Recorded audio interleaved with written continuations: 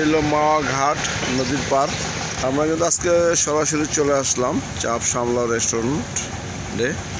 আজকে আমরা এখানে সরাসরি দেখব এখানের দৃশ্যটা কীরকম আর কীরকম ভালো লাগে নদীর পারে বাতাস। এই হলো চাপ সামলা রেস্টুরেন্টের, এটা বিশাল আকারে আপনারা দেখতে পাচ্ছেন।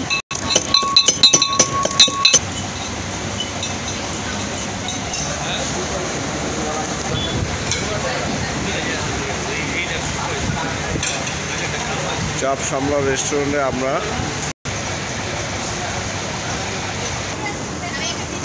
চাপ সামলা রেস্টুরেন্টের পক্ষ থেকে সকলকে আমরা ধন্যবাদ জানাচ্ছি।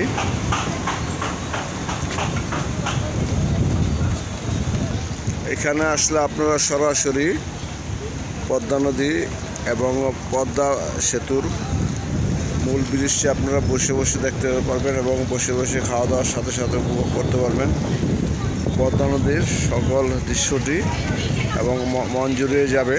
এই চাপ সামলাও রেস্টুরেন্টের পক্ষ থেকে আমরা সরাসরি সবাইকে ধন্যবাদ জানাবো।